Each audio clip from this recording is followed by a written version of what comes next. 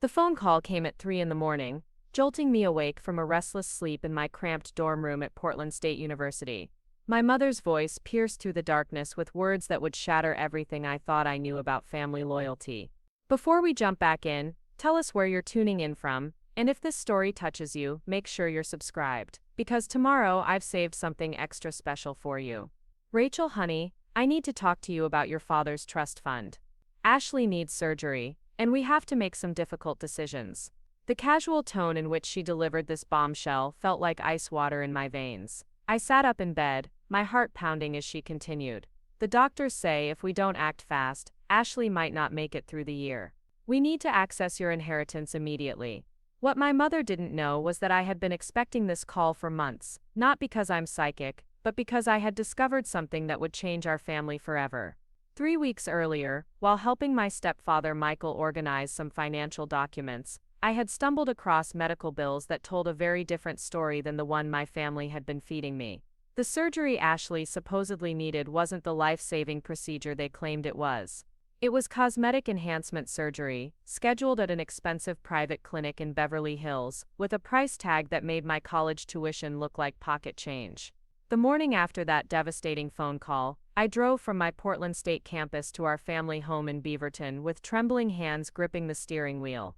The house that once represented warmth and security now felt like a fortress of deception. As I pulled into the driveway, I could see Ashley's silver BMW parked next to my mother's car, both vehicles far more expensive than anything a struggling college student like myself could afford. The irony wasn't lost on me that they were asking me to sacrifice my future while living in luxury funded by the very inheritance they wanted to strip away from me.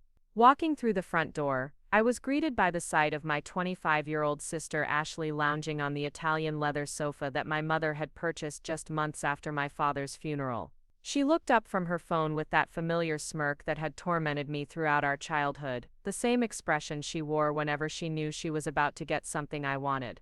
"Oh look, the college girl is here," she said with mock sweetness, not bothering to stand up. "Mom told me you're finally going to do something useful with Dad's money." My mother emerged from the kitchen, carrying a steaming mug of coffee, her designer robe flowing behind her like she was hosting a casual morning gathering rather than planning to rob her own daughter. "Rachel, sweetheart, sit down. We need to discuss this like adults." The patronizing tone in her voice made my stomach churn. This was the same woman who had held me while I cried over my father's grave, promising that she would always protect me and honor his wishes. The same woman who had sworn that the trust fund he established was sacred, meant to secure my future and education. Linda Thompson had always been a master of manipulation, but losing my father David 3 years ago had transformed her into something I barely recognized. The grief had twisted her priorities, and my stepfather Michael's influence had only made things worse. He had moved into our house within 6 months of Dad's death, bringing with him expensive tastes and a willingness to spend money that wasn't his. The trust fund my father had carefully established wasn't just about money, it represented his love, his sacrifice, and his dream that I would have opportunities he never had. David Thompson had built his construction company from nothing, working 16-hour days and sacrificing his own comfort to ensure his family's future. The $350,000 he left me wasn't just an inheritance, it was his life's work condensed into a promise that I would never have to struggle the way he did. He had specifically structured the trust to become fully accessible to me at 25, with provisions for educational expenses and emergencies. What my mother was proposing wasn't an emergency, it was highway robbery disguised as family loyalty. As I sat across from them in our living room, the same room where Dad used to help me with homework and tell me bedtime stories, I felt his presence like a protective shield around me. Ashley continued scrolling through her phone, occasionally showing my mother pictures of what I assumed were surgical procedures or recovery facilities. The casual way they discussed dismantling my inheritance was breathtaking in its callousness. They had clearly been planning this for weeks, maybe months, waiting for the right moment to present their united front. "The thing is, Rachel," my mother began, setting down her coffee cup with deliberate precision, "family means sacrifice. Your father would want us to take care of each other, and right now, Ashley needs us more than you need that money sitting in a bank account." The twisted logic was stunning. She was using my father's memory as a weapon against me, perverting his intentions to justify theft. Ashley nodded along, finally looking up from her phone to add, "Besides, you're smart enough to get scholarships and student loans. I can't exactly finance surgery with good grades." The medical documents I had discovered told a completely different story. Ashley's life-threatening condition was actually a consultation for multiple cosmetic procedures: breast augmentation, rhinoplasty, and liposuction. The Beverly Hills clinic specialized in what they called complete aesthetic transformation packages for wealthy clients. The surgery wasn't scheduled for another 4 months, giving them plenty of time to plan their deception. What made it even more infuriating was that Ashley already had a well-paying job at a local marketing firm, while I was surviving on ramen noodles and working part-time at the campus bookstore to cover basic expenses. My stepfather Michael chose that moment to make his entrance, carrying a folder full of legal documents that made my blood run cold. He had always resented the fact that David's will left everything to me, with only modest provisions for Ashley and nothing directly for my mother beyond the house and her own separate inheritance. Michael had made it clear from the beginning that he felt the trust fund was excessive, that no college student needed that much money. What he really meant was that he wanted access to those funds for his own purposes. "Rachel, we've already spoken with our attorney," Michael announced, spreading the papers across the coffee table like he was dealing cards in a rigged game. "There are legal ways to modify trust fund distributions in cases of family emergency. All we need is your signature on these documents, and we can have the money transferred within 48 hours. Ashley's surgery is scheduled for next month, and we can't afford any delays."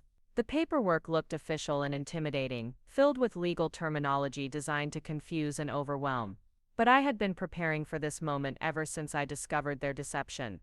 During my father's illness, I had spent countless hours at the hospital, not just as his daughter, but as his informal assistant, helping him organize his affairs and understand the legal documents that would secure our family's future. He had taught me to read contracts carefully, to never sign anything without understanding every clause, and to always question the motivations of people asking for money. "Before I sign anything," I said, my voice steadier than I felt, "I'd like to see Ashley's medical records and get a second opinion from another doctor. If this surgery is as urgent as you claim, I want to make sure we're making the right decision." The request was reasonable, responsible even, but the reaction it provoked told me everything I needed to know. Ashley's face flushed red with anger, while my mother and Michael exchanged worried glances that confirmed my suspicions. "You don't trust your own family," Ashley snapped, jumping up from the sofa with dramatic flair. "I'm literally dying, and you want to play detective." The performance was Oscar-worthy, complete with trembling hands and tear-filled eyes. But I had seen Ashley manipulate our parents for years, turning on the waterworks whenever she wanted something. This felt like the ultimate evolution of her childhood tantrums, scaled up to adult-sized consequences. My mother tried a different approach, reaching across the table to grab my hand with fake maternal warmth. "Rachel, honey, I know this is a lot to process, but time is critical. We can sort out all the medical details later. Right now, we just need to secure the funding so Ashley can get the treatment she needs." The gentle tone was more disturbing than Ashley's dramatics because it felt like a betrayal of every genuine moment we had shared as mother and daughter. The trust fund had always been a source of tension in our blended family, but I had never imagined it would become a weapon wielded against me. David had established it specifically because he worried about what would happen to me if something happened to him. He had seen how quickly family dynamics could change, how grief and financial pressure could transform loving relationships into bitter conflicts. The provisions he built into the trust were designed to protect me from exactly the situation I now found myself in. What hurt the most wasn't the attempted theft, though that was devastating enough. It was the systematic way they had planned to deceive me, the elaborate fiction they had constructed around Ashley's health, and the casual dismissal of my own dreams and future. They were asking me to sacrifice 4 years of college tuition, my graduate school plans, and the financial security my father had died to provide, all so Ashley could get cosmetic surgery she didn't need with money she hadn't earned. As the morning stretched on, their arguments became increasingly desperate and manipulative. Michael suggested that keeping the trust fund intact was selfish, that real family members would gladly sacrifice for each other. Ashley claimed that her emotional well-being depended on the surgery, that she couldn't function in society without these procedures. My mother alternated between guilt trips about family loyalty and veiled threats about being cut off from their love and support if I didn't comply. But I had learned something important about myself in that horrible morning. I had inherited more from my father than just money. I had inherited his backbone, his sense of justice, and his refusal to be bullied or manipulated. The trust fund wasn't just my inheritance, it was my father's final act of protection, his way of ensuring that I could stand up to exactly the kind of pressure I was facing. The revelation of their deception had been brewing for weeks, ever since I discovered those medical documents. I had spent sleepless nights researching the legal protections built into the trust, consulting with the family attorney my father had specifically recommended, and preparing for the confrontation I knew was inevitable. What I hadn't expected was how deeply their betrayal would cut, how the people I loved most in the world could so easily rationalize stealing my future. As I sat in that living room, surrounded by the remnants of the family my father had worked so hard to protect and provide for, I realized that his greatest gift wasn't the money itself. It was the independence to make my own choices, the freedom to say no to manipulation, and the power to honor his memory by refusing to let his sacrifice be perverted into funding Ashley's vanity project. The morning sun streamed through the windows, illuminating the dust motes dancing in the air like tiny witnesses to this family drama. Preparing and narrating this story took us a lot of time, so if you are enjoying it, subscribe to our channel. It means a lot to us. Now back to the story. In a few hours, I would walk out of this house with my integrity intact, and my father's trust fund still protected. But first, I had to navigate the most difficult conversation of my young life, standing up to the people who had raised me while honoring the memory of the man who had truly understood what family should mean. The weeks following that devastating morning felt like living in a house made of eggshells, where every conversation carried the potential for explosion. My mother had retreated into a cold politeness that somehow felt worse than outright hostility, while Ashley alternated between ignoring my existence and launching passive-aggressive comments whenever we crossed paths. Michael had taken to avoiding me entirely, which was actually a relief since his presence had always felt like an intrusion in what remained of our family home. I threw myself into my senior year coursework with renewed determination, spending long hours in the Portland State Library, researching everything I could about trust fund protections and family financial manipulation. What I discovered during those late-night study sessions was both reassuring and terrifying.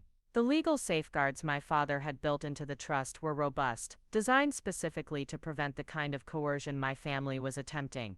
But I also learned that family pressure campaigns, like the one I was experiencing, often escalated when the initial manipulation tactics failed.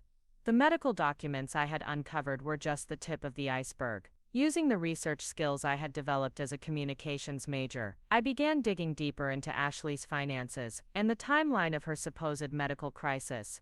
What emerged was a pattern of deception that stretched back months before that fateful phone call. Ashley had been planning her cosmetic transformation since the previous summer, consulting with multiple plastic surgeons and accumulating consultation fees that would have covered my textbooks for an entire semester. Bank statements that Michael carelessly left on the kitchen counter revealed that Ashley had already paid substantial deposits to the Beverly Hills clinic, money that came from somewhere other than her marketing job salary. When I cross-referenced the dates with my mother's credit card statements, which I found mixed in with household bills, a disturbing picture emerged. They had been using joint credit lines, and my mother's savings to fund the preliminary expenses, apparently confident that they could reimburse themselves with my inheritance once they secured my cooperation. The psychological pressure intensified as October turned to November. Family dinners became exercises in emotional warfare, with subtle digs about my selfishness and lack of family loyalty, woven into conversations about everyday topics. Ashley would casually mention her deteriorating health, describing symptoms that I now knew were fabricated or grossly exaggerated. My mother would sigh dramatically while paying bills, making comments about how much easier everything would be if family members were more willing to help each other during difficult times. The most insidious part of their campaign was how they recruited extended family members and family friends into their narrative, without revealing the full truth. Phone calls from concerned aunts and cousins began arriving, people who had been told that Ashley was facing a serious medical crisis and that I was being unreasonably stubborn about accessing resources that could save her life. These well-meaning relatives had no idea they were being used as unwitting weapons in a campaign of financial manipulation. Mrs. Dorothy Kim, a longtime family friend who had known my father since his early construction days, called me one evening with tears in her voice. She had heard about Ashley's condition from my mother and wanted to offer emotional support during what she believed was a devastating family crisis. The conversation was heartbreaking because Dorothy genuinely cared about our family, and she had been completely deceived about the nature of Ashley's supposed illness. Her concern was real, even though the crisis she was responding to was entirely manufactured. During this period, I began documenting everything. Every conversation, every guilt trip, every financial document I could access became part of a growing file that I kept in a secure cloud storage account. My communications professor had taught us about the importance of maintaining detailed records when dealing with potential legal issues, and I instinctively knew that this situation might eventually require legal intervention. The documentation process also helped me maintain my sanity, providing concrete evidence that I wasn't imagining the manipulation or overreacting to normal family stress. The breaking point came during Thanksgiving dinner, an event that should have brought our family together but instead became the stage for the most brutal emotional assault I had ever experienced. Ashley arrived at the dinner table wearing a silk scarf around her neck, claiming it was to hide swollen lymph nodes that were supposedly symptoms of her deteriorating condition. The performance was so elaborate that I almost admired her commitment to the deception, even as it made me sick to watch. Michael had prepared what he clearly thought was the perfect ambush, timing his attack for maximum emotional impact. As we sat around the dining room table where my father had carved countless holiday turkeys, Michael launched into a prepared speech about family obligations and moral responsibilities. He spoke about the sacrifices previous generations had made for their children, conveniently ignoring the fact that my father's sacrifice was being perverted to fund Ashley's vanity project. The speech culminated with Michael presenting a modified version of the legal documents they had shown me months earlier, this time with additional pressure tactics included. They had apparently consulted with a different attorney, one who specialized in what he euphemistically called family financial mediation. The new paperwork included provisions that would give my mother partial control over the trust fund, ostensibly to ensure that family medical emergencies could be addressed quickly in the future. Ashley's contribution to the Thanksgiving ambush was particularly cruel because it targeted my relationship with my father's memory. She claimed that Dad would be ashamed of my selfishness, that he had raised me to be generous and caring, not the cold and calculating person I had apparently become. The accusation hit like a physical blow, because my relationship with my father had been the most important thing in my life, and Ashley knew exactly how to weaponize that love against me. My mother's role in the Thanksgiving assault was to play the heartbroken matriarch, overwhelmed by the tragedy befalling her family and disappointed by her younger daughter's lack of compassion. She spoke about the sleepless nights she spent worrying about Ashley's health, the stress of watching one child suffer while the other child refused to help. The performance was masterful in its manipulation, designed to make me feel like a monster for protecting my own financial future. But something had crystallized in my mind during those months of psychological warfare. I had spent so much time researching trust fund protections that I had become something of an expert on financial manipulation tactics. I recognized every technique they were using, from the manufactured urgency to the recruitment of sympathetic third parties to the careful timing of emotional appeals. Knowledge became my armor against their attacks, protecting me from the doubt and guilt they were trying to instill. The most revealing moment came when I calmly asked to see Ashley's most recent medical records and test results, offering to accompany her to her next doctor's appointment so I could better understand her condition and prognosis. The request was entirely reasonable, the kind of thing any concerned family member might ask when considering a major financial commitment. But the panic that flashed across Ashley's face, and the quick intervention from my mother and Michael, confirmed everything I had suspected about the nature of her supposed illness. Instead of providing medical documentation, they escalated to more extreme emotional manipulation. Ashley collapsed into tears, claiming that my skepticism was causing her additional stress that was worsening her condition. My mother accused me of being heartless and suspicious, suggesting that my college education had turned me into a cold and analytical person who had lost touch with basic human compassion. Michael threatened to involve outside mediators who could force me to access the trust fund for family emergencies. The Thanksgiving dinner ended with Ashley storming out of the house, claiming that the stress of dealing with my unreasonable demands was making her too sick to eat. My mother followed her, leaving me alone at the dinner table with Michael, who made one final attempt to break my resolve. He told me that my stubbornness was tearing the family apart, that Ashley might not survive the holidays if I continued to withhold the financial resources that could save her life. But I had reached a point where their manipulation tactics no longer worked on me. The months of pressure had actually strengthened my resolve, helping me understand that protecting my father's trust fund wasn't just about securing my own future. It was about honoring his memory by refusing to let his sacrifice be perverted into funding deception and greed. The trust fund represented his love for me, his belief in my potential, and his desire to protect me from exactly the kind of exploitation I was currently experiencing. That night, alone in my childhood bedroom surrounded by the remnants of a family that no longer felt like home, I made the decision that would change everything. I pulled out my laptop and began composing an email to Mr. James Peterson, the family attorney, who had helped my father establish the trust fund. It was time to stop playing defense against their manipulation and start taking proactive steps to protect my inheritance and expose their deception. The email detailed everything I had discovered about Ashley's cosmetic surgery plans, the financial pressure campaign my family had orchestrated, and the specific ways they were attempting to manipulate me into signing away my rights to the trust fund. I attached copies of the medical documents I had found, the bank statements showing their preliminary payments to the Beverly Hills clinic, and screenshots of the guilt-inducing text messages I had been receiving from extended family members who had been fed false information about Ashley's condition. Mr. Peterson's response arrived within hours, even though it was a holiday weekend. His email was both reassuring and alarming, confirming that my father had anticipated exactly this type of situation when he structured the trust fund with its elaborate protections.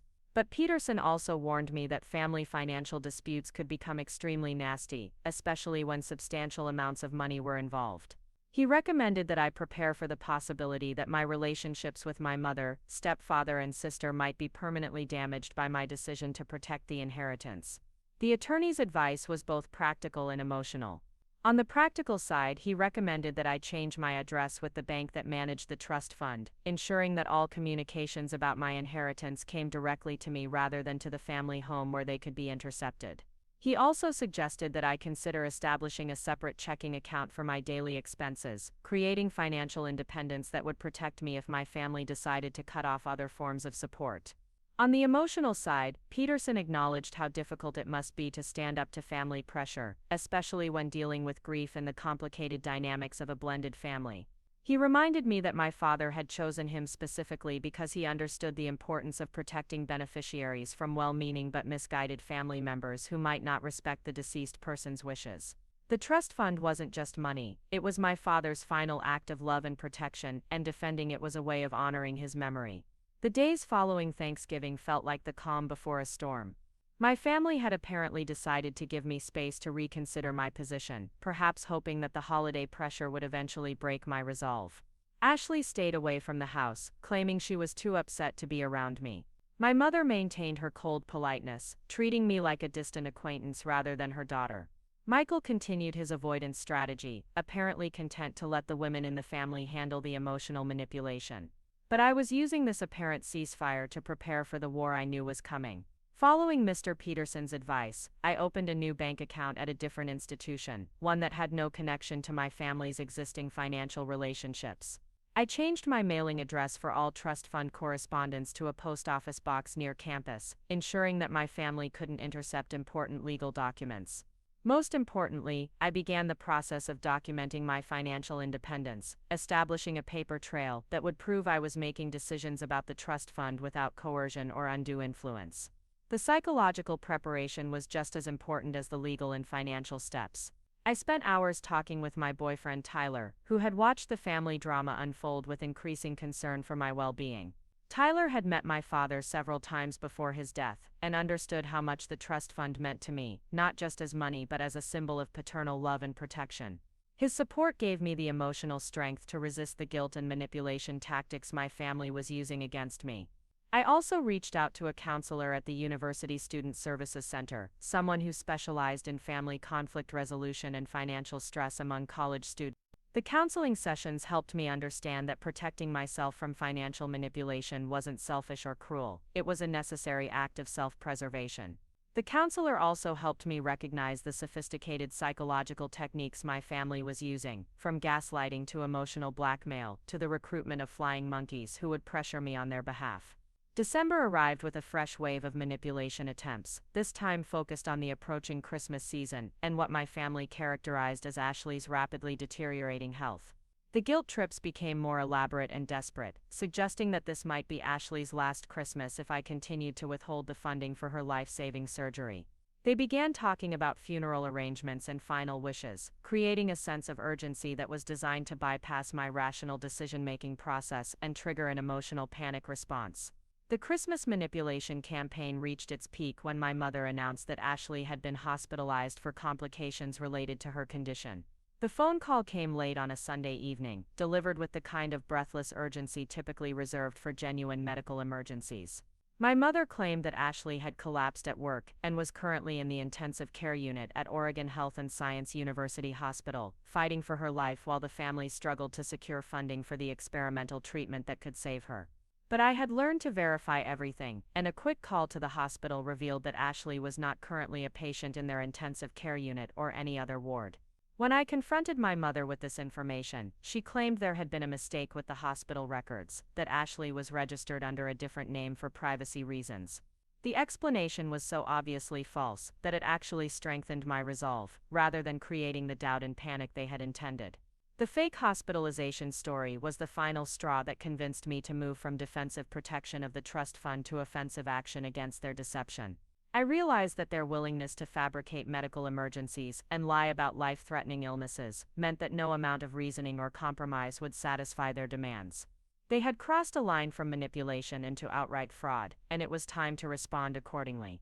The next morning, I called Mr. Peterson and requested an emergency meeting to discuss additional legal protections for the trust fund and potential consequences for the people who were attempting to defraud me.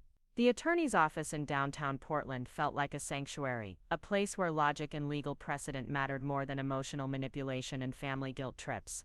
Peterson listened carefully as I described the escalating campaign of deception, taking detailed notes that would eventually become part of a legal strategy designed to protect my inheritance and hold my family accountable for their actions.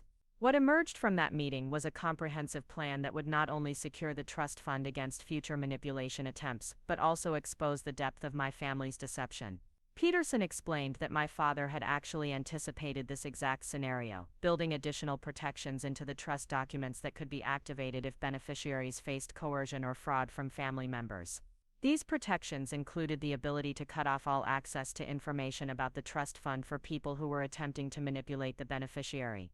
The legal strategy also included provisions for documenting and potentially prosecuting the fraud my family had committed, from the fabricated medical records to the false hospitalization claims. Peterson warned me that pursuing these legal remedies would likely destroy whatever remained of my relationships with my mother, stepfather, and sister, but he also emphasized that my father had specifically anticipated this possibility when he created such robust protections for my inheritance. The winter holidays brought an unexpected escalation that caught me completely off guard.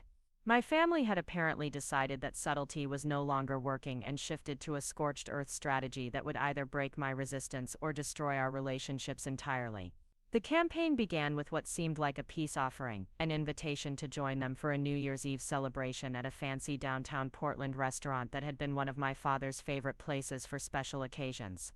The invitation came through Tyler, my boyfriend, which should have been my first warning sign. Ashley had approached him at the coffee shop where he worked part-time, presenting herself as a concerned sister who wanted to heal the family rift before it became permanent. She told him that the family had decided to respect my decision about the trust fund, but they desperately wanted to restore our relationships and move forward together. Tyler, who had been worried about the toll the family conflict was taking on my mental health, encouraged me to consider the olive branch as a potential path toward reconciliation. What I walked into that New Year's Eve was the most sophisticated manipulation attempt yet, a carefully orchestrated psychological ambush that had been planned with military precision. The restaurant was packed with other families celebrating the holiday, creating a public setting where they assumed I would be less likely to cause a scene or leave abruptly. They had reserved a large round table that positioned me in the center, surrounded by family members, who could monitor my reactions and coordinate their emotional appeals.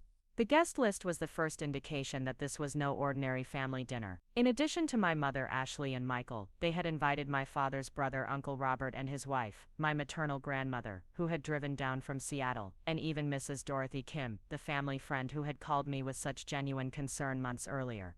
These weren't accidental additions to the dinner party, they were carefully selected witnesses and unwitting accomplices who had been fed incomplete information about the family conflict. Ashley arrived at the restaurant looking pale and fragile, wearing a loose-fitting dress that concealed her figure and minimal makeup that emphasized dark circles under her eyes. The transformation was remarkable considering that just weeks earlier I had seen her Instagram posts showing her at various Portland night spots looking healthy and vibrant. She moved slowly and spoke in a weak voice, creating the impression of someone struggling with a serious illness that was rapidly draining her strength and vitality.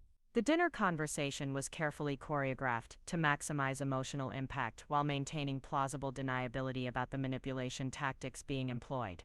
Uncle Robert, who had always been fond of me, spoke movingly about how proud my father would be of both his daughters and how important it was for family members to support each other during difficult times. He had clearly been told that Ashley was facing a health crisis, but the specific details had been vague enough to allow his imagination to fill in the blanks with worst-case scenarios. My grandmother's contribution was particularly painful because it came from a place of genuine love and concern. She talked about her own experiences during the Great Depression, when families had to make difficult sacrifices to ensure that everyone survived. Her stories about rationing food and sharing resources were meant to inspire me toward generosity, but they were based on the false premise that Ashley was facing a legitimate medical emergency rather than funding cosmetic surgery with money that belonged to me. Mrs. Dorothy Kim's presence was perhaps the cruelest element of the evening because she had been my father's close friend and trusted confidant. She spoke about conversations she had with my father during his final illness, when he worried about what would happen to his family after he was gone. According to Dorothy, my father had specifically mentioned his hope that his daughters would always look out for each other, using the financial security he was providing to strengthen rather than divide the family bonds. The emotional manipulation reached its crescendo when Ashley excused herself from the table, ostensibly to use the restroom but actually to stage a dramatic collapse in the restaurant corridor. Michael followed her out and returned moments later with news that Ashley had fainted and was currently sitting in the manager's office trying to recover. The incident created exactly the kind of public spectacle they had been hoping for, with concerned restaurant staff and other diners witnessing what appeared to be a genuine medical emergency. When I went to check on Ashley, I found her sitting in the manager's office with tears streaming down her face, surrounded by concerned restaurant employees who were debating whether to call an ambulance. She looked up at me with an expression of such apparent suffering that I almost felt guilty for doubting the authenticity of her condition. The performance was flawless, complete with trembling hands and difficulty catching her breath, symptoms that could have been caused by any number of serious medical conditions. But I had spent months researching medical fraud and psychological manipulation tactics, and I recognized the signs of a carefully orchestrated performance. Ashley's symptoms were dramatic but vague, the kind of presentation that would generate concern without providing specific information that could be verified or contradicted by medical professionals. When I suggested calling 911 to ensure she received proper medical attention, her quick recovery and insistence that she just needed to rest revealed the theatrical nature of her distress. The ride home from the restaurant was a masterclass in guilt manipulation, with every family member taking turns expressing their heartbreak over Ashley's condition and their disappointment in my apparent lack of concern for her well-being.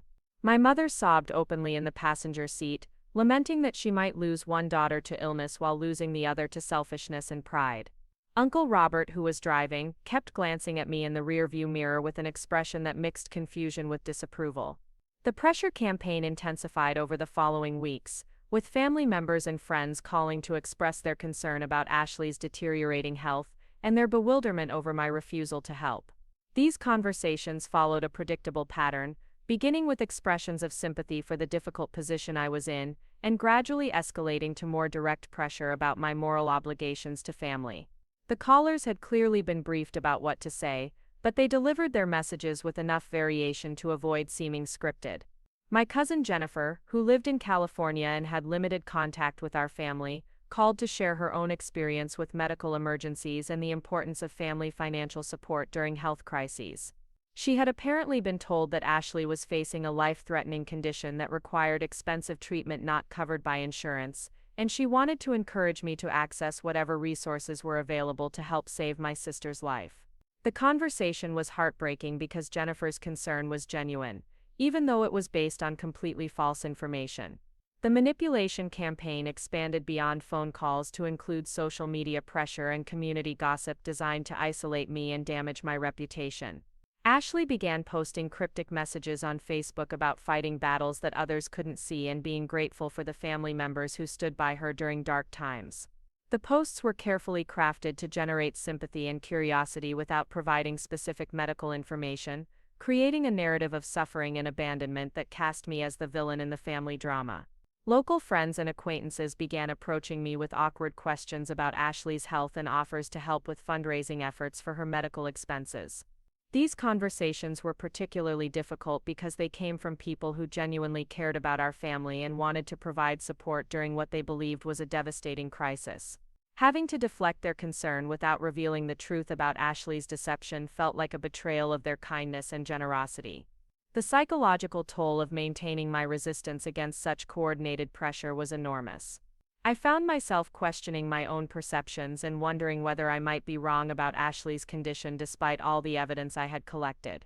The constant bombardment of emotional appeals and expressions of concern created a persistent background anxiety that affected my sleep, my appetite, and my ability to concentrate on my final semester of college coursework. Tyler became my anchor during this period, providing emotional support and practical assistance that helped me maintain my sanity and my resolve. He had witnessed enough of the family dynamics to understand that I was dealing with sophisticated manipulation rather than legitimate medical crisis, and his perspective helped me trust my own instincts when the pressure became overwhelming.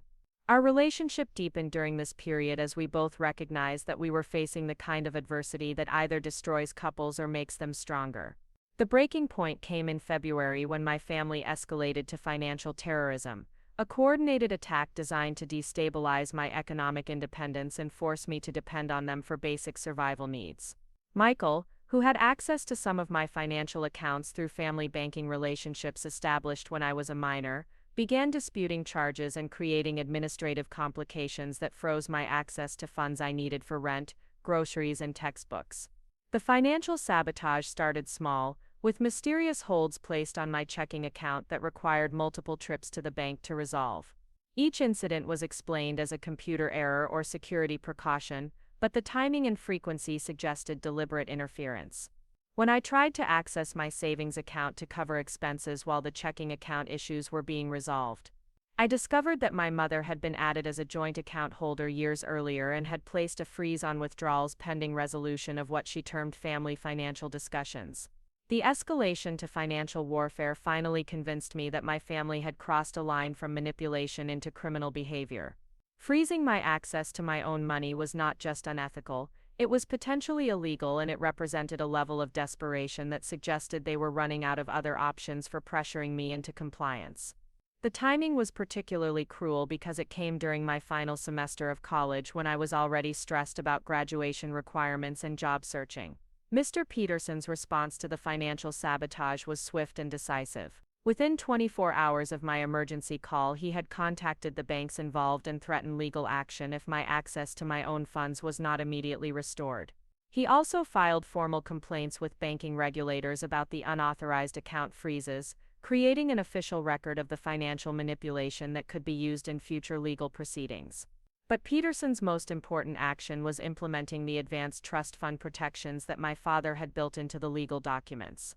These provisions, which had been dormant until activated by evidence of beneficiary coercion, completely cut off my family's access to information about the trust fund and established additional layers of security around any future distribution decisions. The protections also included automatic documentation of any attempts to pressure or manipulate me, creating a legal record that could be used to prosecute fraud or harassment. The implementation of the enhanced protections sent shockwaves through my family's manipulation campaign because it demonstrated that their tactics were not only ineffective but were actually triggering legal consequences that could expose them to criminal liability. The trust fund protections included provisions for investigating and potentially prosecuting anyone who attempted to defraud or coerce the beneficiary, transforming their pressure campaign from a family dispute into a potential criminal matter. Within days of Peterson activating the enhanced protections, the character of my family's pressure campaign changed dramatically. The coordinated phone calls from relatives and friends stopped abruptly, suggesting that my mother Ashley and Michael had been advised by their own attorney to cease contact in order to avoid additional legal exposure. The social media posts about Ashley's health became less frequent and more generic, probably because their lawyer had warned them about the potential consequences of continuing to fabricate medical emergencies. But the sudden cessation of pressure didn't feel like victory. It felt like the calm before an even more devastating storm. My family's willingness to engage in financial sabotage suggested a level of desperation and moral flexibility that made me worry about what they might attempt next. Peterson warned me that cornered fraudsters often escalated to more extreme tactics when their initial strategies failed, and he recommended that I prepare for the possibility of even more aggressive attempts to access the trust fund. The preparation involved both legal and personal security measures designed to protect me from whatever my family might attempt next. Peterson arranged for additional monitoring of my financial accounts and credit reports, ensuring that any new attempts at sabotage would be detected immediately.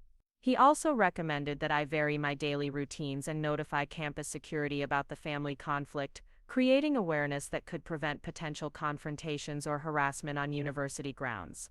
The personal security measures felt surreal, like something from a movie rather than real life, but they reflected the gravity of the situation I was facing. My family's willingness to freeze my bank accounts and fabricate medical emergencies indicated that they might be capable of even more extreme behavior if they felt sufficiently cornered. The trust fund represented enough money to justify significant risks from people who had already demonstrated their willingness to commit fraud and financial sabotage. During this period, I began to understand that the conflict was no longer really about the money, although the trust fund remained the focal point of the dispute. The deeper issue was about power, control, and the fundamental question of who had the right to make decisions about my life and my future. My family's manipulation campaign was ultimately an attempt to strip away my autonomy and force me to subordinate my own interests to their demands, regardless of the cost to my education, my financial security, or my emotional well-being. The realization that this was fundamentally a battle for my independence rather than just a dispute about money gave me a new perspective on the importance of maintaining my resistance. Protecting the trust fund had become a symbol of my right to make my own choices and live my own life, free from the manipulation and control of people who claimed to love me but were willing to destroy me to get what they wanted. My father had established the trust fund not just to provide financial security but to ensure that I would have the independence to resist exactly the kind of pressure I was currently facing. As winter turned to spring, I focused on completing my college degree while preparing for whatever final assault my family might launch against the trust fund. The enhanced legal protections gave me confidence that the money itself was secure, but I knew that my relationships with my mother Ashley and Michael were probably damaged beyond repair. The sadness of that loss was tempered by the recognition that they had made their own choices, prioritizing money over family bonds and manipulation over honest communication. The upcoming confrontation felt inevitable, a final battle that would determine not just the fate of the trust fund but the future of our family relationships. I had done everything possible to protect my inheritance while leaving the door open for reconciliation, but my family's escalation to financial terrorism had probably closed that door permanently. What remained was to stand firm against whatever final desperate measures they might attempt, honoring my father's memory by refusing to let his sacrifice be perverted into funding their greed and deception. The final confrontation came in March, during the week of my college graduation, when my family made one last desperate attempt to break my resolve through a combination of legal threats and emotional terrorism that would have destroyed a less prepared person. The timing was calculated for maximum psychological impact, designed to overshadow what should have been one of the proudest moments of my life with a manufactured family crisis that demanded immediate resolution. The attack began with a certified letter delivered to my campus mailbox, official legal documents that accused me of elder abuse and financial exploitation for refusing to provide medical funding for my dying sister. The lawsuit, filed by an attorney my family had hired specifically for this purpose, claimed that my selfish hoarding of the trust fund money constituted willful neglect of a family member in medical distress, and it demanded immediate court-ordered access to my inheritance to fund Ashley's life-saving treatment. The legal filing was a masterpiece of creative fiction, describing Ashley's condition in dramatic medical terminology that made her cosmetic surgery consultation sound like an emergency oncology case. According to the lawsuit, Ashley was suffering from a rare degenerative condition that required immediate surgical intervention, and my refusal to provide funding was directly contributing to her deteriorating health and potentially hastening her death. The document included fabricated medical reports and falsified doctor recommendations that had been crafted specifically to support their fraudulent legal claims. What made the lawsuit particularly insidious was how it weaponized the legal system against me, forcing me to spend time and money defending myself against fabricated charges while dealing with the stress of final exams and graduation preparations. The timing was clearly intended to overwhelm my ability to respond effectively, gambling that the pressure of multiple simultaneous crises would finally break my resistance and force me to surrender access to the trust fund just to make the legal nightmare disappear. Mr. Peterson's response to the lawsuit was both professionally outraged and strategically brilliant, transforming their legal attack into an opportunity to expose the full scope of their fraudulent scheme. Within hours of receiving the court documents, Peterson had filed counterclaims that included charges of fraud, extortion, harassment, and conspiracy to commit theft. His response included all the evidence I had been collecting for months, from the cosmetic surgery consultation documents to the fabricated medical emergency claims to the financial sabotage they had perpetrated against my personal banking accounts. The counter-lawsuit was a devastating blow to my family's legal strategy because it shifted the focus from my alleged neglect of Ashley's medical needs to their documented pattern of deception and manipulation. Peterson had transformed their attempt to victimize me through the legal system into a comprehensive legal reckoning that could result in criminal charges and financial penalties that would dwarf the amount of money they had been trying to steal from my inheritance. But my family's desperation had reached levels that made them willing to risk everything on increasingly extreme gambits, and the failure of their legal strategy only pushed them toward even more dangerous territory.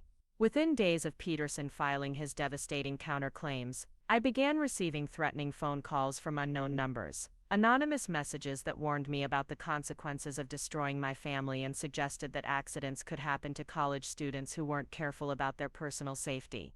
The escalation to actual threats was terrifying because it represented a complete breakdown of whatever moral boundaries had previously constrained my family's behavior. These weren't the emotional manipulation tactics I had been dealing with for months. These were genuine threats that suggested my physical safety might be at risk if I continued to resist their demands. The anonymous nature of the calls made them even more disturbing because I couldn't be certain whether they were coming from my family members directly or from associates they had recruited to intimidate me. Tyler insisted that I report the threatening calls to both campus security and the Portland police, creating an official record that could be used to protect me and potentially prosecute whoever was responsible for the harassment. The police detective assigned to my case was a woman named Detective Sarah Martinez, who had experience with family financial crimes and understood the dynamics of trust fund manipulation better than I had expected from a law enforcement officer. Detective Martinez took the threats seriously, especially when she reviewed the pattern of escalating manipulation and financial sabotage that had preceded the anonymous calls. She explained that family financial disputes often escalated to violence when large amounts of money were at stake, and she recommended security precautions that included varying my daily routines, staying in well-lit public areas, and maintaining regular contact with people who could verify my safety and whereabouts. The security measures felt like living in a spy movie, but they were necessary protections against family members who had already demonstrated their willingness to break laws and cross moral boundaries in pursuit of my inheritance. The most disturbing aspect of the situation was recognizing that the people who had raised me, who claimed to love me, were now potential threats to my physical safety because I had refused to let them steal money that belonged to me. During this period, I also discovered that my family had been spreading increasingly elaborate lies about me throughout our extended family and social community, painting me as a mentally unstable and greedy person who was withholding medical funding from my dying sister out of spite and selfishness. These character assassination campaigns were designed to isolate me from potential sources of support while generating additional pressure from people who believed they were intervening to save Ashley's life. The lies were sophisticated and carefully tailored to each audience, exploiting existing relationships and known concerns to maximize their emotional impact. To my father's construction worker friends, I was portrayed as a spoiled college girl who had forgotten her working-class roots and thought she was too good to help her family. To my mother's church friends, I was described as a heartless daughter who had abandoned Christian values of charity and family loyalty. To my college friends, the story was that I was having a mental breakdown and making irrational decisions that were tearing my family apart. The most painful lies were the ones told to Mrs. Dorothy Kim and other family friends who had genuinely cared about my father and wanted to honor his memory by supporting his daughters. These well-meaning people had been told that my refusal to help Ashley was a betrayal of everything my father had stood for, that I was using his trust fund as a weapon against my own family instead of as a tool for mutual support and protection. The character assassination campaign reached its peak during the week of my college graduation, when several of my father's former business associates approached me at campus events to express their disappointment in my behavior, and their concern about how my selfishness was affecting my family.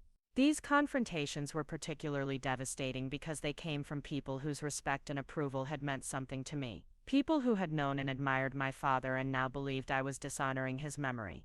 But the lies also contained a fatal flaw that would ultimately expose the entire deception. They required my family to maintain consistency across multiple audiences, while simultaneously escalating their medical fraud claims to support the legal case they had filed against me.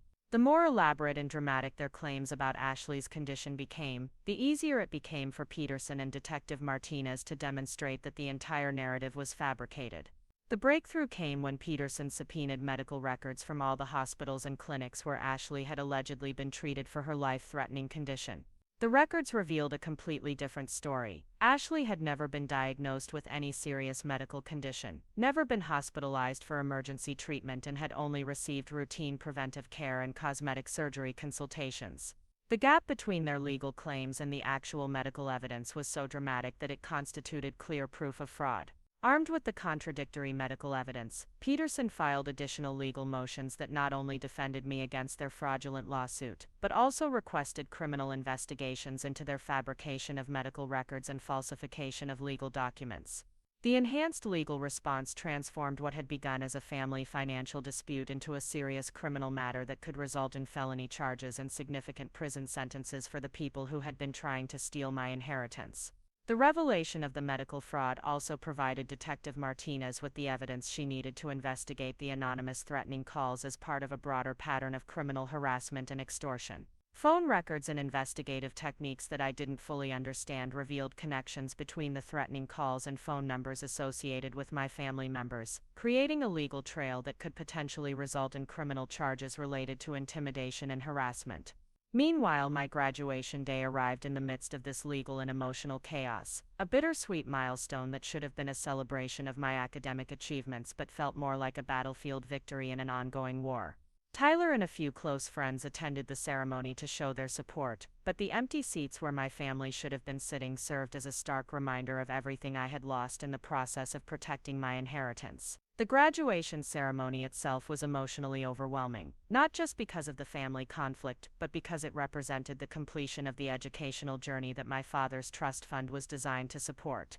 Sitting in that auditorium wearing my cap and gown, I could feel his presence and his pride in my accomplishments, even though the people who should have been celebrating with me had chosen greed and deception over family bonds. After the ceremony, Peterson met with me to discuss the latest developments in the legal case and to prepare for what he believed would be the final phase of the conflict. The medical evidence had completely destroyed my family's fraudulent lawsuit, and their lawyers were reportedly trying to negotiate a withdrawal of their claims in exchange for dropping the criminal investigations that Peterson had initiated.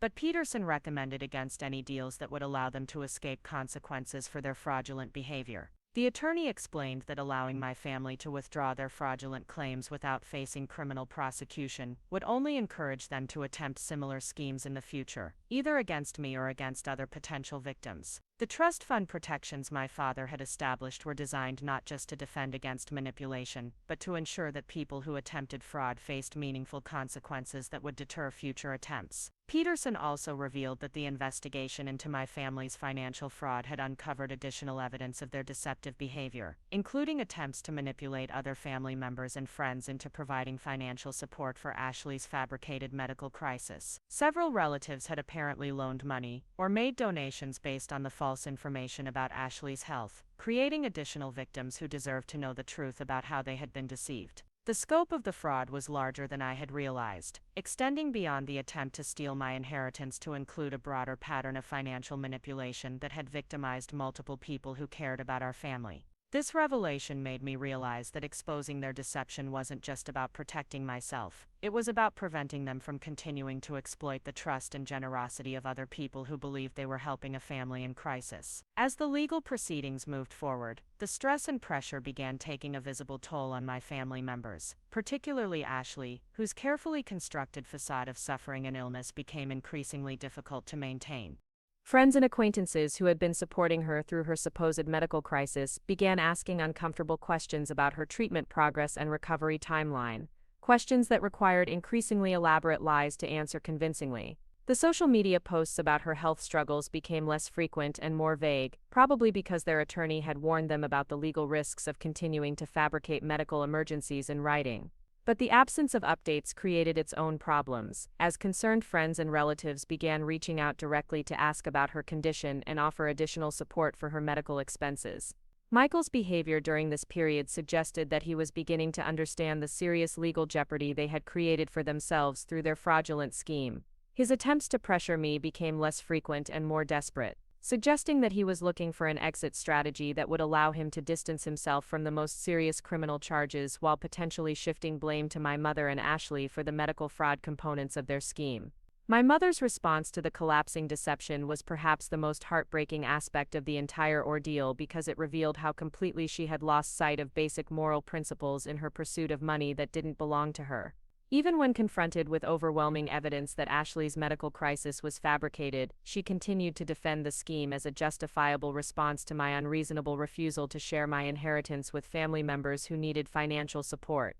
The final weeks before the legal resolution were marked by a series of increasingly desperate attempts by my family to salvage something from their failed manipulation campaign. These efforts included offers to settle for partial access to the trust fund, attempts to negotiate immunity from criminal prosecution in exchange for withdrawing their fraudulent lawsuit, and even suggestions that the entire conflict had been a misunderstanding that could be resolved through family mediation rather than legal proceedings. But Peterson and I had decided that allowing them to escape consequences for their fraudulent behavior would be a betrayal of my father's memory and an invitation for future manipulation attempts. The trust fund protections he had established were designed to ensure that people who tried to steal from his daughter would face meaningful consequences, and honoring that intention required following through with criminal prosecution regardless of the personal cost to family relationships. The decision to pursue full legal accountability rather than accepting a negotiated settlement was one of the most difficult choices I had ever made, but it felt like the only way to honor my father's sacrifice and ensure that his trust fund would truly protect me from future exploitation.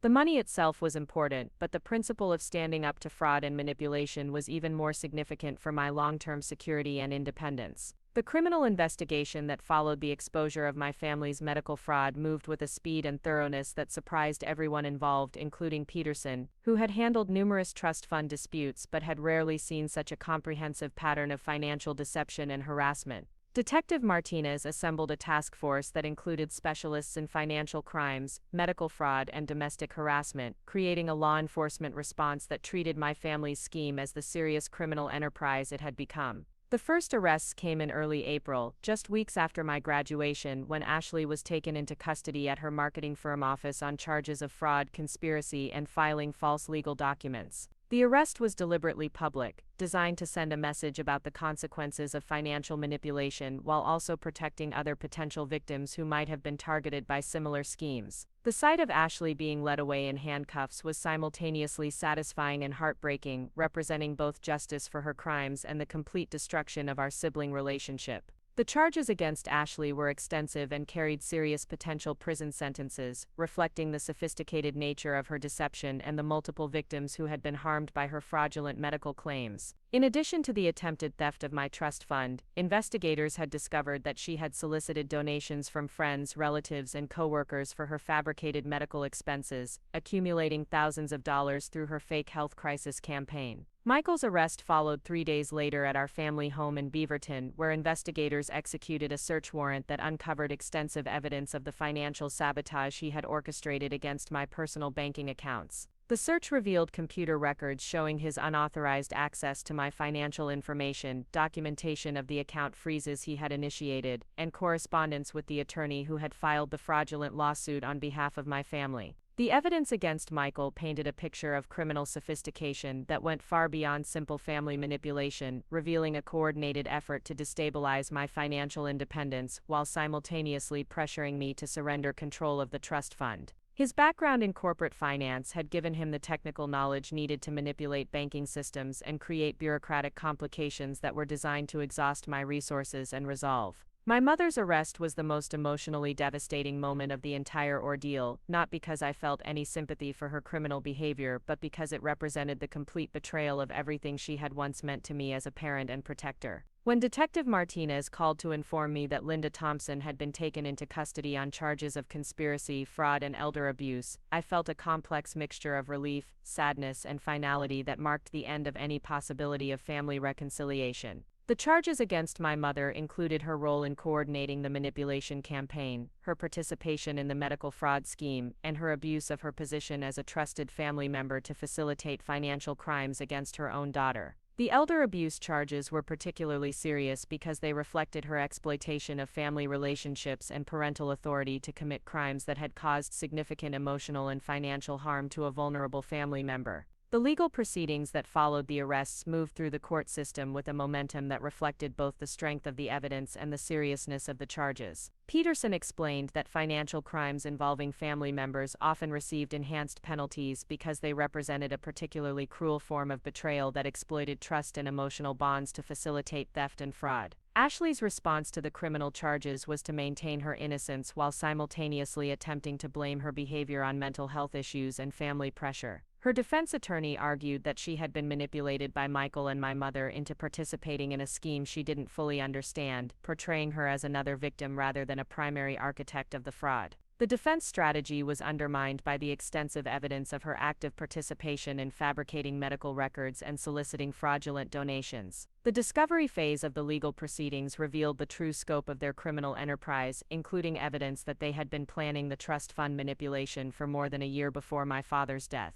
Investigators found communications between my mother and Michael dating back to the final months of Dad's illness, discussing strategies for accessing my inheritance and expressing frustration about the legal protections he had built into the trust fund documents. The premeditation evidence was particularly damning because it demonstrated that their criminal scheme had been conceived while my father was still alive and fighting for his life, suggesting a level of callousness and greed that shocked even experienced law enforcement officers. The communications revealed that they had viewed his death not as a family tragedy but as a business opportunity that required careful planning and strategic execution. Michael's legal strategy focused on minimizing his role in the scheme while attempting to negotiate a plea agreement that would reduce his potential prison sentence. His attorney argued that he had been motivated by genuine concern for Ashley's health rather than personal greed, a defense that was completely undermined by the evidence showing his knowledge of the cosmetic surgery plans and his active participation in the financial sabotage campaign. The plea negotiations revealed additional details about the scope of their criminal activities, including attempts to manipulate other family members and friends into supporting their fraudulent claims about Ashley's health. Several relatives came forward during the investigation to report suspicious requests for financial assistance and pressure to contact me on behalf of Ashley's supposed medical needs. My mother's legal defense was perhaps the most disturbing aspect of the court proceedings because it revealed how completely she had rationalized her criminal behavior as justified parental authority over my financial decisions. Her attorney argued that she had a legitimate right to access family resources during medical emergencies, even if those resources belonged to adult children who disagreed with her priorities. The defense strategy essentially argued that parental authority superseded legal ownership of assets, a position that was both legally frivolous and morally offensive. The argument suggested that my mother genuinely believed she had the right to steal my inheritance because she disagreed with my decision to protect it, revealing a fundamental misunderstanding of both legal ownership and basic ethical boundaries. Throughout the legal proceedings, I struggled with complex emotions about seeing my family members prosecuted for their crimes against me. While I felt satisfied that justice was being served and that their fraudulent behavior was being exposed and punished, I also grieved for the family relationships that had been destroyed by their greed and deception. The people sitting in the defendant's chairs were still the family members who had raised me, even though their criminal behavior had revealed them to be very different people than I had believed them to be. Tyler provided crucial emotional support during the court proceedings, attending hearings with me and helping me process the complex feelings that arose from watching my family members face criminal prosecution. His perspective as an outside observer helped me maintain clarity about the justice of their punishment while acknowledging the sadness of our family's destruction. The sentencing phase of the proceedings brought additional revelations about the impact of their crimes on other victims beyond myself. Several friends and relatives testified about the financial losses they had suffered by contributing to Ashley's fabricated medical fund, while others described the emotional trauma of discovering that their compassion and generosity had been exploited for fraudulent purposes. Mrs. Dorothy Kim's testimony was particularly powerful because she spoke about how the deception had violated not only her trust but also her memories of my father and her understanding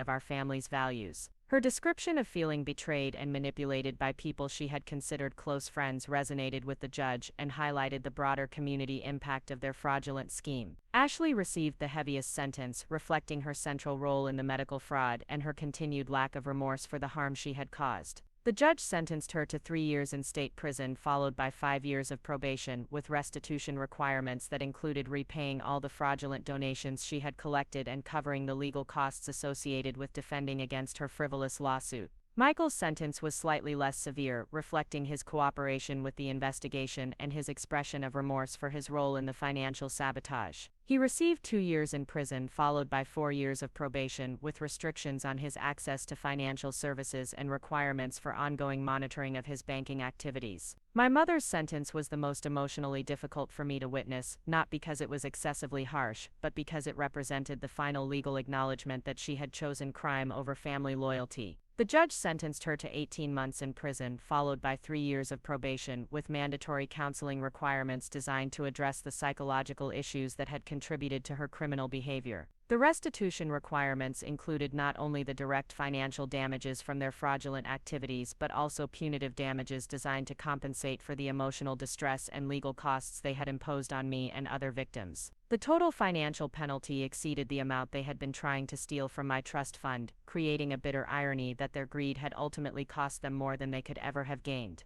The completion of the criminal proceedings brought a sense of closure and vindication that felt like emerging from a long nightmare into the clarity of daylight. The justice system had validated my decision to resist their manipulation and had held them accountable for their criminal behavior in a way that honored my father's memory and protected his legacy. But the resolution of the legal case also marked the beginning of a new phase of my life that required rebuilding my sense of family and community after the destruction of my relationships with my mother, stepfather, and sister. The trust fund that had been the focus of so much conflict was now truly secure, but it represented both financial freedom and the painful reminder of everything I had lost in the process of protecting it. Peterson helped me implement additional security measures for the trust fund that would prevent any future manipulation attempts, while also establishing charitable giving mechanisms that honored my father's memory and values. We created scholarship funds for students from working-class families pursuing college education, reflecting Dad's belief in the transformative power of education and opportunity. The scholarship program became a way of transforming the negative energy of the family conflict into something positive that would benefit other people facing educational and financial challenges. Each scholarship recipient represented a victory over the greed and manipulation that had nearly destroyed my father's legacy, proving that his sacrifice could still make a difference in the world even after his death. Tyler and I began planning our future together with the knowledge that we had survived the kind of adversity that either destroys relationships or makes them unbreakably strong.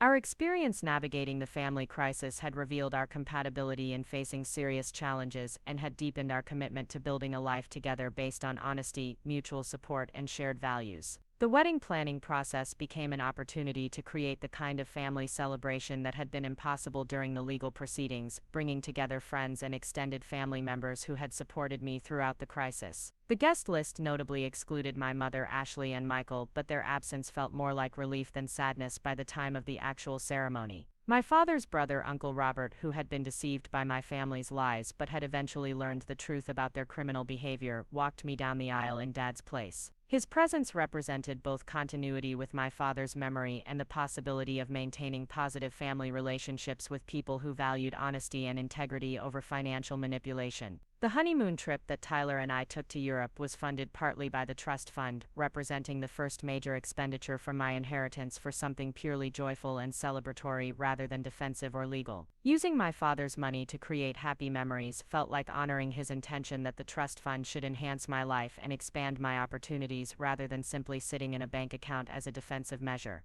Upon returning from our honeymoon, I began the process of establishing my career in communications while also managing the ongoing responsibilities of the trust fund and its associated charitable programs. The experience of defending my inheritance had taught me valuable lessons about financial management, legal protection, and the importance of surrounding myself with trustworthy advisors who shared my values and priorities. The scholarship program grew beyond our initial expectations, attracting additional donors who had been inspired by the story of how my father's legacy had survived attempted theft and manipulation to continue supporting educational opportunities for deserving students. The program became a memorial not just to Dad's individual sacrifice but to the broader principle that education and opportunity should be protected from those who would exploit or undermine them. 3 years after the criminal convictions, Ashley was released from prison but chose not to attempt any contact with me or other family members. Friends reported seeing her in different parts of Oregon, apparently trying to rebuild her life while maintaining a low profile that avoided the communities where her criminal behavior had become widely known.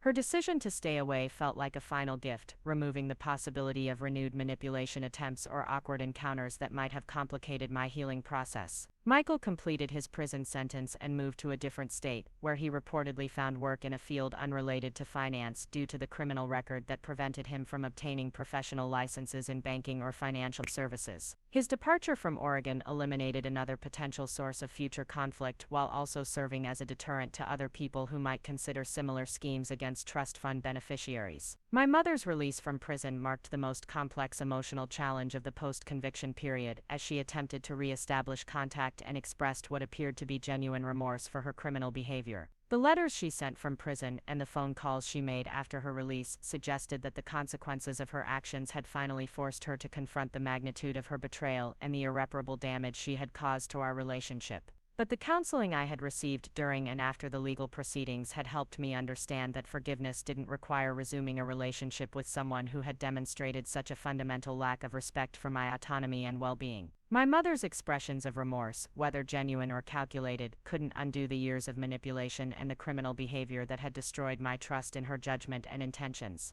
The decision to maintain no contact with my mother was one of the most difficult choices I had ever made. But it felt necessary for protecting my emotional well-being and honoring the lessons I had learned about setting boundaries with people who had proven themselves willing to exploit family relationships for financial gain. The grief I felt about losing my mother was real and ongoing, but it was complicated by the recognition that the person I was grieving had chosen to transform herself into someone I could no longer safely trust. 5 years after the criminal convictions, the trust fund had grown significantly through careful investment management, providing financial security that exceeded even my father's original intentions while also funding expanded charitable programs that had touched hundreds of lives. The money that my family had tried to steal for cosmetic surgery had instead been used to support education, community development, and other causes that reflected the values my father had tried to instill in me. The annual scholarship ceremony became a celebration not just of academic achievement but of the triumph of integrity over manipulation, proving that my father's sacrifice had created lasting positive impact despite the temporary threat posed by family members who had lost sight of basic moral principles. Each scholarship recipient represented a victory over the greed and deception that had nearly perverted his legacy into funding vanity and selfishness. Tyler and I eventually bought a house in a different part of Portland, creating physical distance from the locations where the family conflict had unfolded while establishing our own space for building the kind of family relationships based on honesty, respect, and mutual support that my original family had failed to maintain.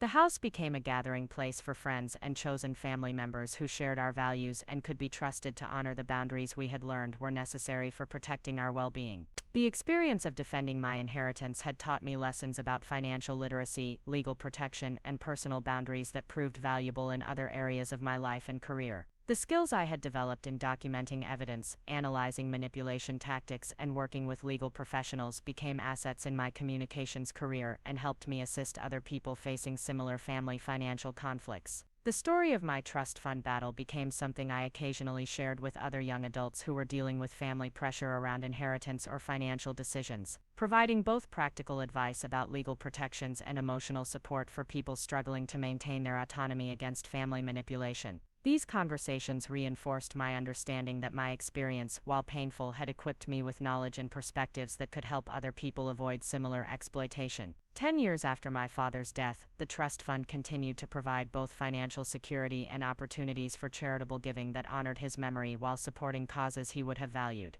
The money that my family had tried to steal for Ashley's cosmetic surgery had instead funded dozens of scholarships, supported community development projects, and provided emergency assistance to families facing legitimate medical crises. The contrast between what my family had planned for the money and what it had actually accomplished felt like the ultimate vindication of my decision to resist their manipulation and protect my father's legacy. Their scheme to pervert his sacrifice into funding vanity and deception had been completely defeated, replaced by programs that reflected his values of hard work, education, and community support. Tyler and I began planning to start our own family, approaching parenthood with the knowledge that we had survived serious adversity together and had learned valuable lessons about protecting children from exploitation and manipulation. Our experience with my family's financial crimes had taught us the importance of clear boundaries, honest communication, and legal protections that would prevent future generations from facing similar threats to their autonomy and well-being. The final chapter of the trust fund story came when I established an endowment that would continue the scholarship program indefinitely, ensuring that my father's legacy would survive beyond my own lifetime while also creating protections that would prevent any future attempts to manipulate or exploit the funds for inappropriate purposes. The endowment structure included the same kinds of legal safeguards that had protected my inheritance from my family's criminal scheme, proving that the lessons learned from their attempted theft could benefit future generations of students and families. Looking back on the entire experience, I felt grateful for the strength and wisdom I had gained through the process of defending my inheritance, even though the cost in terms of family relationships had been higher than I could have imagined when the conflict began.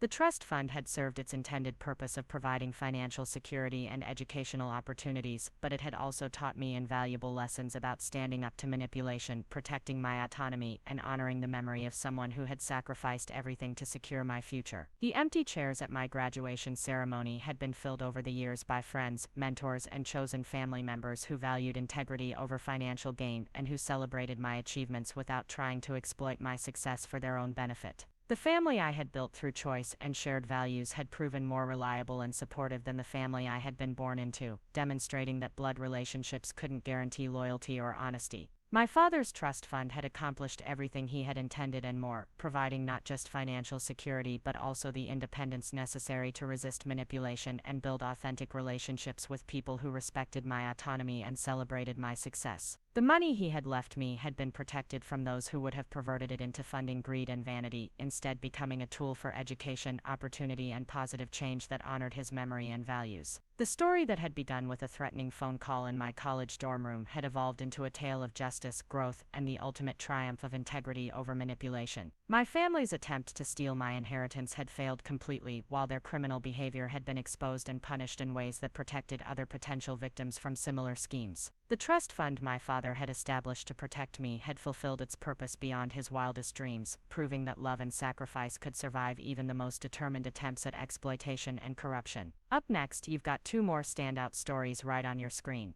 If this one hit the mark, you won't want to pass these up. Just click and check them out.